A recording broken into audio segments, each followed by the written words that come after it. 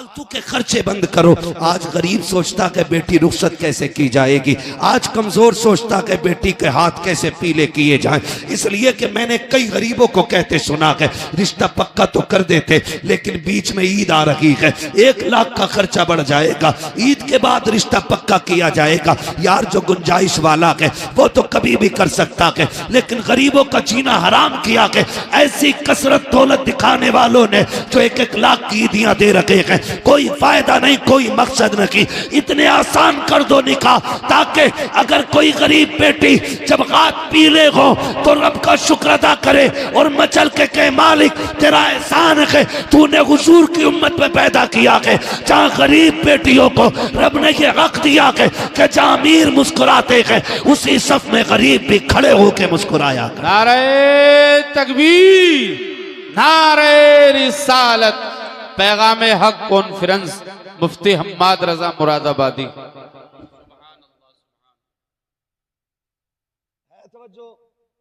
आसान करेंगे इंशाअल्लाह निकाह, इंशाअल्लाह। बोले इंशाअल्लाह, जोर से बोलो इंशाअल्लाह। हाँ बहुत गौर से सुन रहे हैं, चलो कोई बात नहीं। कुछ ये सोचते हैं मुझ पे ही बोल रहे दिखे, होता है ऐसा। कहते हैं चोर के पैर कितने होते हैं। किसी को भी कहो कि मौलाना मुझे ही कह रहा होगा, मेरे पड़ोस वाले ने जरूर कही होगी। ये इस तरह के ख्यालात पैदा होते। तो रिश्ते आसान करें, रिश्ते आसान करें। मैं सिर्फ एक बात जानता हूं, ये फ्रिज, गाड़ी, मोटरसाइकिल, कारें मांगने वाले लोग हो, मैं सिर्फ एक बात कहूंगा उन लोगों से जो मांग मांग के जहेज लेते हैं, यार जिसने बेटी दे दी उसने सारी कायनात उठा के दे दी। बेशक बेशक, मानते नहीं इस बात को जी। जिसने बेटी दे दी उसने सब कुछ दे दिया, सब कुछ दे दिया। उसकी हिम्मत को सलाम कि 22 साल 18 साल पाल के किसी अजनबी के हवाले कर देता है। और उसमें भी कह रहा पिलाई जो थी ना आधा इंची कमजोर रह गई, क्यों इस पे भैंसे बांधेगा? 2 इंची की पिलाई चाहिए बेड में, अलमारी में। कब्र के तख्ते क्या इंची के होते हैं? बोलो। यही होते हैं ना, 1 इंच 1.25 इंच का तख्ता कब्र में लगना है और बेड में 2 इंची की पिलाई। क्यों? क्योंकि कब्र का तख्ता खुद अपनी मालियत से खरीदा जाता है, इसलिए 1.25 इंची से काम चला रहा है। और उधर हराम का रखा दिख रहा है ना, इसलिए 2 इंची की मांग के ला रहा है। और मैं तो कभी कभी सोचता हूं ये बुलेट के लिए जो चच्चा लड़ रहे थे ना, ये कभी बैठेंगे नहीं इस पे।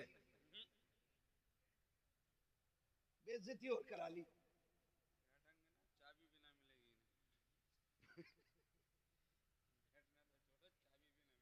चाबी, मैं एक बात कह रहा हूं, बेगानी शादी में अब्दुल्ला दीवाना, भाई जिसे मिलेगी वो सोचे। तू क्यों मरा जा रहा चच्चा? तू बैठ की पिलाई की नहीं, कब्र के तख्तों की फिक्र कर। हमारी कंडीशन क्या है? दूल्हा बनता है बेटा, और बाप की खुशी का उस दिन ठिकाना होना भी नहीं चाहिए, क्योंकि ये बाप है और जो दूल्हा बना वो इसका। इसमें भी शक है क्या? वो इसका बेटा है। ओ भाई अपने बाप ही का तो बेटा होता है ना दूल्हा। तो फिर भी कुछ सोचने, कहीं मौलवी पकड़ ना ले किसी मसले में। मैं पकड़ने नहीं, समझाने आया हूं। वो इसका। और ऐसे ना आज बैग यूं दबा के इधर इधर इधर इधर, ठीक है, रोटी तो कच्ची नहीं रह गई, मिर्च सही है, हड्डी तो बेकार नहीं है, इसकी तो हड्डी ठीक है, अब तू लड़की वाले की हड्डी और चबा ले। ये कंडीशन होती है हमारी शादियों की। मजाल है जरा सी नमक तेज हो जाए, रोटी कम पड़ जाए, बिरयानी ज्यादा हो जाए, रोटी कम रह जाए, फजीते करते हुए चलते हैं। हाँ हाँ क्या खिलाया है उसने? उससे दो लोगों को रोटी सही से नहीं दी गई। वो बेगैरत दो रोटी की बात करता है। जब तू बारात लेके आया था ना तो 300 लोगों को हाथ जोड़ जोड़ के ला रहा था। चलियो वरना इज्जत रह जाएगी, चलियो वरना लोग जलील करेंगे। 4 आदमी बारात में आने के लिए नहीं थे। वो तुम्हें खुदा का वास्ता, जब बेटी वालों के घर जाया करो, आधी रोटी घर खा के जाया करो, आधी बेटी वाले के घर खाया कर। अगर तेरी आधी खुराक की वजह से किसी बेटी के बाप की इज्जत रह गई, अल्लाह कयामत में कम नेकियों के बावजूद तेरी इज्जतों को 4 चांद लगा के। नारे तकबीर, नारे रिसालत। वाह वाह, बहुत खूब हजरत। कई बरातियों की जेब में जंजीरें हमने देखी, रसमोले लेके चलते हैं। ये सारी चीजें लेके हम चल रहे हैं। ना करो, क्योंकि बारात का खाना 8 दिन की मेहनत नहीं, किसी बाप के 18 साल लगे हैं, किसी के 15 लगे हैं। ये तो उस दिन पता चलेगा ना जब अपनी बेटी की रुखसती की बारी आएगी, तब पता लगता है इज्जत क्या होती है, हक बात है, हक बात। तब पता चलता है जिल्लत क्या होती है। हाँ, मुखिया बना फिर रहा, कह रहा बोटी ठीक है, सब कुछ नाप तोल के इंच लगा के सारा लिया। और जब निकाह में इमाम साहब ने कहा, कह रहे कितने चल रहे हैं जी, तो मौलाना ने भी कह दिया जब सबके बढ़ रहे तो हमारे भी बढ़ा दो, 5 चल रहे हैं। ऐसे कूदा जैसे बरैया ने काट लिया। कह रहा तुम्हारे यहाँ नए तरीका, हमारे यहाँ तो 1500 चल रहे। झूठ तो बोल ही देता है, चलें या ना चलें, बचाने की कोशिश कर रहे हैं। अच्छा, मैं भी कभी कभी सोचता हूँ कि जो लोग 5 स्टार होटल में खा करके 100-150 रुपए टिप्स दे देते हैं, जब वो 3 रुपए 4 रुपए फायदा कमाने वाले सब्जी बेचने वाले से सौदा करते हैं, तो फिर उससे 1 रुपए के लिए क्यों लड़ते? मरे जाते। यार गरीब को दिया करो, गरीबों पे लगाया करो। इमाम ने 5000 मांग लिए, कह रहे आप बुलाओ कलवा के अब्बा को, उनको भी बुलाओ जिन्होंने रिश्ता कराया है। कहा ये पहले क्यों नहीं बताया था, यहाँ 5000 चलते हैं, हम तो मौलवी अपना लेके आते। मैं कहता हूँ गैरत कर, जब बेगैरती दिखाता है तब तुझे पैसे दिखाई नहीं देते, जब तुझे अपनी शान बनाने की बारी आती है तब तुझे पैसे कम लगते हैं। जब इमाम को देने की बारी आई तेरा कलेजा फट जाता है। ओ भाई, इमाम को ज्यादा से ज्यादा दिया करो, इसलिए कि बेनमाजी खाएगा तो कम मिलेगा, नमाज वाला खाएगा सवाब अल्लाह ज्यादा अता फरमाए। सुभान अल्लाह, सुभान। लेकिन यहाँ के फिर सुई नाप तोल करते, इसलिए निकाह आसान करेंगे इंशाअल्लाह, करेंगे इंशाअल्लाह। सुबह से ही भूखे तो न रहेंगे। एक और वो कहते हैं ना बबर सिस्टम,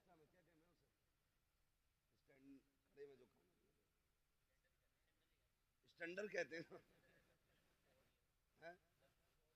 हाँ, स्टैंडर ही क्या, मैं उसे लोग कहते हैं। हम लोग जो गांव के लोग हैं, हमको इतने बड़े शहर के थोड़ी हैं यार, गांव के घर की ऐसी समझ लो। कह रहे स्टैंडर में है खाना, कह रहा स्टैंडर में, कह रहा तो मैं भी जाऊंगा वहां जाके वो बदतमीजी खाने पे। और फिर कह रहे खाने में बरकत नहीं हो रही। सुने, मैं गारंटी के साथ कहता हूँ, सुन्नत के मुताबिक खाना खिलाया करो, खुदा की कसम बरकतें भी नाजिल होंगी और निकाह में खुदा की रहमतें भी नाजिल होना शुरू हो जाए। बेशक बेशक। तो मैं आपसे जो बात कर रहा था, मैं ये कह रहा था, ये रिश्ते हमने इन पे बड़ा जुल्म किया। बेटी का रिश्ता, बहन का रिश्ता, माँ का रिश्ता, ये सारी हमने मजलूम बना दिए, सारी मजलूम बना दिए। रिश्ते बहुत अहम होते हैं, इन्हें जोड़ने की कोशिश करो, तोड़ने की कोशिश नहीं करनी है, इन्हें जोड़ने की कोशिश करनी है। ईद गुजरी है, ईद उस दिन गुजरे, टांडे में 3 दिन ईद चलती है। इतनी बेगैरती है हमारी कौम के अंदर, क्योंकि अभी कटा नहीं ना हमारा कोई दीन के लिए, इसलिए ईद भी 3 दिन करेंगे, बदमाशियां भी करेंगे, डीजे भी बजाएंगे।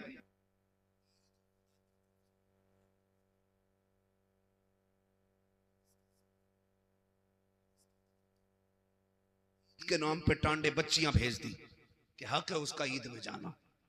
नहीं, ये गलत है। जो हक है वो दो उनको, जो नहीं है वहां उन्हें फ्री ना करो।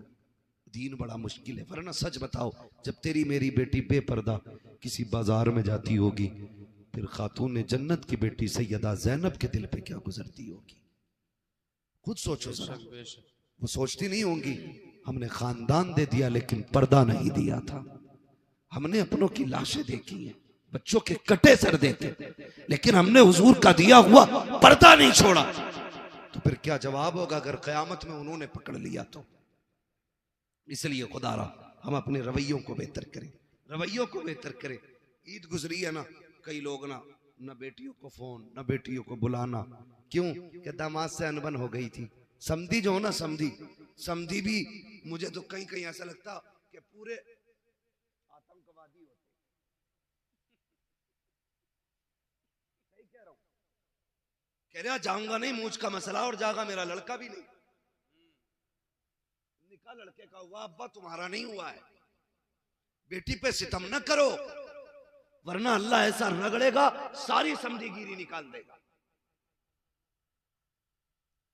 जो बने बैठे ना हम समझी हैं, ना करें। बाप को बेटियां बड़ी प्यारी होती हैं, बेटियों को कभी माँ बाप से जुदा ना करें। खुद भी इनके साथ शामिल हो, इनको भी माँ बाप के साथ भेजें, उनके पास भेजें, ताकि बेटियों की खुशियों में कमी ना रह जाए। ये हम सभी पे लाजिम है, इन रिश्तों को निभा के चलें। और बस आखिरी बात आपसे ये कह के मैं बात खत्म करूं कि हम जिस सोसाइटी में जी रहे हैं ना, उस सोसाइटी में सबसे अहम और सबसे खास बात यह है कि हमें पढ़ना होगा, आगे बढ़ना होगा। जी। जिसके पास 50 बीघे जमीन है वो पढ़ाते ही नहीं। कह रहा ट्रैक्टर हैगा तो जोतेगा, अगर कलम ले लेगा तो जमीन कौन देखेगा? एक साइन में सारी छिन जाती है। जमीन मजबूत ना करो, औलादे मजबूत बनाओ। जी जी। आपके पास 50 बीघे के 5 बीघे बेच के बच्चों को पढ़ाइए, और बच्चों को इतना मजबूत बना दो कि वो किसी पे बोझ ना बने, बल्कि दूसरों का बोझ खुद उठाने लगे। बेशक। पढ़ाइए अपने बच्चों को, और आने वाला दौर बम का नहीं, बारूद का नहीं, कलम का दौर। जी।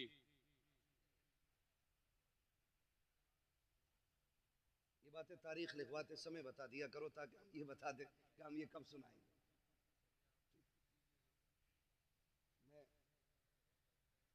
चलिए मैं सुना दूंगा एक बात है, जरूर आपका मन इस बात में रख लिया जाएगा।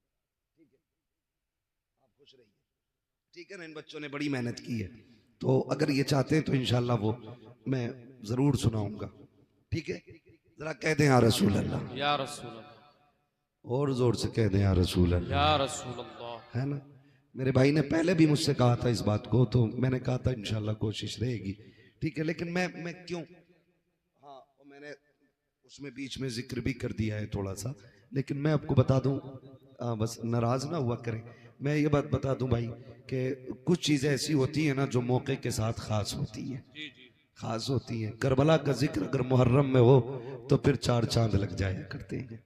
ठीक है ना? लेकिन मोहब्बत आपकी है तो इंशाल्लाह मैं कोशिश करूंगा कि इस बारे में भी कुछ बात कर लूं। जरा कह दें या रसूल अल्लाह। या रसूल।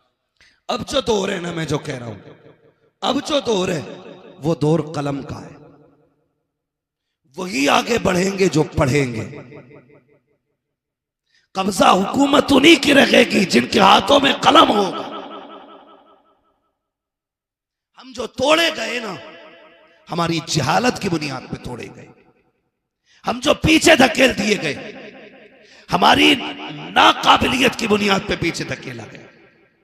हम पैसे देकर के हाई स्कूल पास करते और फिर कहते मुसलमान थे इसलिए निकाल दिया। हाँ 10% ये वजह हो सकती है कि हमारे मुसलमान होने की वजह से हटाया गया, लेकिन 90% हमारी जो पीछे हटाने की वजह होती है वो होती है हमारी लाइल्मी। नौजवानों, किसी ऐसे स्कूल में ना पढ़ना जहां पैसे लेकर के नकल कराई जाती हो। खुद मेहनत करना, और इतनी मेहनत करना कि अपनी काबिलियत से हर एग्जाम को पार करके मनसब हासिल करो। लोग कहते हैं कि काबिल लोगों को नौकरी नहीं मिलती। मैं ये कहता हूं किसी मर्ज का इलाज बन जाओ, मरीज दौड़ता हुआ खुद तुम्हारी चौखट तक आ जाए। बेशक बेशक। इसलिए तालीम पे सबसे ज्यादा गौर करना है। पढ़ना है, आज हमारे लिए सबसे ज्यादा जरूरी है। और जरूरी नहीं है कि मौलाना ही बनाए, मौलाना ही बनाए, ये जरूरी नहीं है।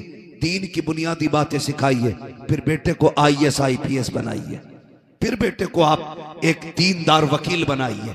उससे कहिए तुझे हक के लिए मुकदमे लड़ने हैं, तुझे सच के लिए कोर्ट में आवाज उठानी है। ऐसे बेटे बनाओ और फिर तैयार करो अपनी कौम के नौजवानों को। हर कोर्ट में जब हुजूर का गुलाम खड़ा होगा ना और कह देगा मुझे झूठा मुकदमा नहीं लड़ना, मैं सच के लिए लड़ूंगा, लोग सोचने पे मजबूर हो जाएंगे आज के गुलामों का किरदार ऐसा है तो फिर नबी के उमर का किरदार कैसा रहा हो। सुभान अल्लाह। इसलिए पढ़ेंगे इंशाअल्लाह। बच्चे बैठे, नौजवान बैठे, PUBG कितना खेल ले हो, दबा के चल जाना, इस कोने पे बैठ जाओ, उठता ही नहीं। हाँ, हर वक्त यूं, क्या है ये, हमारा वक्त बर्बाद हो रहा है। कोई और कौम इतना नहीं खेल रही है, सच बता रहा हूं। हम रातों में चलते हैं, अगर रोड पे नौजवान मिले रात में हम समझ जाते हैं ये मुसलमानों का गांव है, और जहां वक्त से लोग सो जाते हैं हम समझ जाते हैं हम मुसलमान ही नहीं रहते, क्योंकि हमारा जो उसूल है ना वो बड़ा बेकार होता जा रहा है। रहन सहन खराब, तौर तरीके बदल गए। नौजवानों, अब मोबाइल चलाने का वक्त नहीं है, अब कलम चलाने का वक्त आ गया। आगे पढ़ो, आगे बढ़ो, ये साइंस तुम्हारे कदमों में होगी, ये तरक्कियां ये सब तुम्हारी होंगी, लेकिन शर्त है खेल छोड़ करके हमें तालीम की तरफ आना पड़ेगा। बेशक तालीम की तरफ आना पड़ेगा। ना हमारे अच्छे स्कूल हैं, ना हमारे अच्छे हॉस्पिटल हैं, ना हमारे अच्छे कॉलेजेस हैं, ना हमारे अच्छे मदरसे रह गए, क्योंकि मदरसों से तो लोगों ने नफरत इतनी कर ली ना, उन्हें लगता है कि ये मदरसे जो है ना सिर्फ चंदों के लिए हैं। नहीं, खुदा की कसम, अगर ये मदरसे ना होते हमारे चेहरों पे ताड़ियां नहीं होती, अगर मदरसे ना होते सरों पे टोपियां नहीं होती, ये मदरसों की देन होती है। तुम्हें क्या लगता है जो सरे हुसैन ने नेज़े पे कुरान पढ़ा था,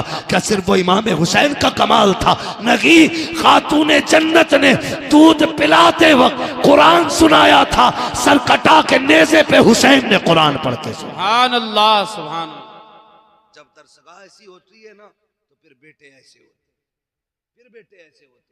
मैं आपसे अर्ज कर रहा था, खुदारा रिश्ते बेहतर करे और अपने बच्चों को तालीम दे, पढ़ाएं अपने बच्चों को, खुद भी पढ़ें, बच्चों को भी पढ़ाएं। अल्लाह ताला हमारी नस्ल को कुरान पढ़ने, सुनने, समझने की मौला करीम तौफीक अता फरमाए, और हुजूर के सदक़े में अल्लाह हमारी नस्लों में उलमा, हुफ़ाज़, कारी, IAS IPS अल्लाह हमारी कौम में पैदा फरमा दे।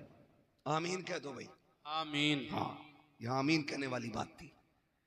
तो पढ़ने की कोशिश करें। और मैं जमींदारों से, गुंजाइशदार लोगों से कहना चाहता हूँ, अगर आपके बच्चे किसी काम में लग गए हैं और आपके पास अब पढ़ने वाला बच्चा नहीं है ना, तो फिर आप ये तलाश करें कोई गरीब बच्चा हो जो आगे बढ़ना चाहता है, पढ़ना चाहता है, अच्छा है, ज़हीन है, अच्छे नंबरों से पास हुआ है, तो फिर आप अपने पैसे से उसकी मदद करके उसको पढ़ाएं और उससे कह दें अगर डॉक्टर बन जाए ना तो 6 दिन अपने लिए दवा देना और 1 दिन मदीने वाले के नाम पे तुझे फ्री दवाइयां बांटनी है। सुभान अल्लाह। करेंगे इंशाअल्लाह ये भी। हम चंदा करके, मेहनत करके जलसा कर लेते, हम मेहनत करके मज़ारों के गुंबद बना लेते, हम चंदा करके 5 लाख 7 लाख का मीनार बना लेते, तो हम पैसा इकट्ठा करके अपने गांव के अंदर एक IAS IPS नहीं बना सकते? बोलो, बना सकते हैं कि नहीं? अगर हर गांव के अंदर एक IAS होना तो फिर कोई भी इलाका कमजोर नहीं होगा। जी, ये याद रखिए। हमारे तो प्रधान भी ऐसे अंगूठा छाप होते हैं, ऐसे जाके करें पुलिस वाले से, जबकि गांव का मालिक प्रधान होता है, पुलिस वाले को इजाजत नहीं है प्रधान की इजाजत के बगैर गांव में कदम रखे, लेकिन चच्चा को पता ही कुछ नहीं है क्योंकि पढ़ा ही नहीं है। पढ़े, काबिल बने, अपने हुकूक जाने, जो आपको राइट्स मिले वो समझिए आप, ताकि कोई कमजोरी पैदा ना हो, ताकि कोई कमी ना रह जाए। पढ़ेंगे इंशाअल्लाह, वादा करें सारे इंशाअल्लाह। पढ़ाएंगे बच्चों को, इंशाअल्लाह। पढ़ाएंगे कि दुकान कराएंगे? अरे बहुत पढ़ा लिया, अल्लाह को 10वीं पास है, चल बैठ दुकान पर जाकर शटर खोल। 10वीं पास करा के ना और बैठा दिया दुकान में, है ना, और फिर लल्ला ने 2 ही चीजें याद की, यस और नो, बस वही काबिल हो गया। साइन करने हमें नहीं आते, हम कुछ पढ़ नहीं सकते, तो क्या फायदा। कोशिश करें आज ही से कि एक हम बंदा ऐसा तैयार करेंगे जो हमारे गांव का होगा और आईएएस होगा, आईपीएस होगा। ये तैयारियां करें अगर वजूद को बाकी रखना चाहते हो, वरना ये सोच लेना दीन तुम्हारे ऊपर नहीं है आया यूं रशो तातार के अफसाने से, पासबा मिल गए काबे को सनम खाने से। हाँ, जिसने नबी की आल को कत्ल किया था वो यहूद और नसारा नहीं थे, वो इसी दीन का कलमा पढ़ने वाले लोग थे, वो हुजूर का कलमा पढ़ने वाले लोग थे।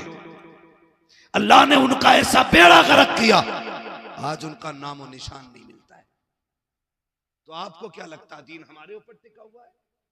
हम कुछ भी करें, अल्लाह को हमको जिंदा रखना ही है। माज अल्लाह उसकी कोई मजबूरी है? वो तो ये कहता है अगर तुम मेरे दीन से खिलवाड़ करोगे मैं तुम्हें खत्म करके तुमसे अच्छे लोग ला के रख दूंगा। ये उसका ऐलान है। इसलिए खुद से कोशिश करो। वो कुरान की आयत करीमा में हाफिज तो नहीं हूं, इन्नल्लाह ला युगय्यिरु मा बिकौमिन हत्ता युगय्यिरु मा बिअनफुसिहिम। अल्लाह ताला किसी कौम के हालात उस वक्त तक नहीं बदलता जब तक कौम अपने हालात बदलने की खुद से कोशिश नहीं करती। हमें कोशिश करनी है खुद से। हमें फिर आप कोशिश करें, कामयाबी देना रब का काम है। करेंगे इंशाअल्लाह। इसी दीन के लिए करबला में शहादतें हुई है। खाली सुन के घर जाके हुसैनी नहीं बन सकते हो, किरदार में भी हुसैनी बनना पड़ेगा, अखलाक में भी हमें हुसैनी बनना पड़ेगा। तो और तरीके भी हमें करबला वालों के होने चाहिए। मैं आपसे अर्ज कर रहा था, रिश्ते निभा के चले। जिस तरह आप मेहनत से बेटों को पढ़ाते गए उसी तरह मेहनत से बेटियों को भी पढ़ाइए, बेटियों को भी पढ़ाइए। हम बेटों को इसलिए मेहनत से पढ़ाते कि ये बुढ़ापे का सहारा होता है, और बेटियों को इसलिए नहीं पढ़ाते क्योंकि वो पराए घर चली जाती है। ना करें, याद रखें, बेटे बुढ़ापे के सहारे होते हैं, बेटियां आखिरत का सहारा हुआ करती हैं। सुभान अल्लाह। उन्हें भी पढ़ाइए। और याद रखिएगा, जब बुरे वक्त में बेटे भी साथ छोड़ जाते हैं ना, तो फिर बेटियां ही काम आया करती हैं। ये भी याद रख लेना, फिर बेटियां ही काम आया करती है अगर बेटे भी साथ छोड़ जाए। क्या तुमने नहीं देखा कितने बाप घर के बाहर बैठे मिलते, कितने वीडियोस रोज के वायरल होते कि वो कहता मेरे बच्चों ने निकाल दिया, कोई कहता बहू ने घर में नहीं रहने दिया, कोई कहता बेटे ने धक्का दे के निकाला गया। ऐसे बुरे वक्त में भी बेटियां काम आ जाया करती हैं। तुमसे गुजारिश करना चाहता हूँ, खुदारा रिश्तों की कदर करो। तुम जानते हो बेटी क्या होती है? आओ जरा दिल पे हाथ रख के सुनो, मैं बताना चाहता हूँ बेटी किसे कहते हैं। जब मेरा इमाम आखिरी बार करबला के मैदान में जा रहा था, सारे लोग एक एक करके शहीद हो चुके हैं, मेरे इमाम ने तैयारी मुकम्मल की है। और तैयारी करके जब आप अपनी सवारी, जिसको मुर्तजिज कहा जाता है, आप अपने घोड़े पर सवार हुए। आज इमाम आली मकाम जब घोड़े पर आए हैं, अपनी सवारी पर बैठे हैं, बड़ी तेजी से सवारी को इशारा किया है। एक मर्तबा नहीं 11 मर्तबा हुसैन ने एड़ लगाई थी, लेकिन वो मुर्तजिज जो बैठते ही हवाओं से बातें करता था, जिसकी रफ्तार बड़ी तेज थी, 11 मर्तबा इशारा किया, घोड़ा आगे नहीं बढ़ा। आपने कहा मुर्तजिज क्या बात है, क्यों आगे नहीं चलता है? क्या तुझे पता नहीं है ज़ैनब खेमे के दरवाजे पे खड़ी है, उम्मे रुबाब भी खड़ी है, जल्दी कर, अब हुसैन को यहाँ ना रोक बल्कि खेमे की जल्दी से खेमे के आगे से हटा, करबला के मैदान में ले चल। सबकी बेकरारी बढ़ती जा रही है, आप कह रहे हैं लेकिन मुर्तजिज आगे नहीं बढ़ता। आपने कहा था मुर्तजिज मैं जानता हूं तूने भी 3 दिन से पानी नहीं पिया है, सुन मैं करीम इब्ने करीम हूं, सखी इब्ने सखी हूं, मैं तुझे तकलीफ नहीं देना चाहता, जा तेरी मर्जी है। हुसैन तुझे इजाजत देता है, चाहे तो नहरे फुरात जाके प्यास बुझा ले, चाहे तो कूफा चला जा या वापस शहर मदीना चला जा। ये कह के आपने जैसी सीन से पैर निकाला है, अल्लाह अकबर, मुर्तजिज वो घोड़ा कहता मालिक मुझे कुव्वत गोयाई अता कर दे। अगर आज भी मैं नहीं बोला मौला हमेशा के लिए रुसवा हो जाऊंगा। जब मुर्तजिज ने इतना कहा है, अल्लाह ने उसको कुव्वत गोयाई अता की। लोग कहते हैं हुसैन का घोड़ा कैसे बोल सकता है, वो तो जानवर है। मैं कहता हूं अगर असहाब काफ का कुत्ता बोल सकता है तो क्या अली के बेटे का घोड़ा नहीं बोल सकता? क्या बात है, क्या बात, बहुत खूब।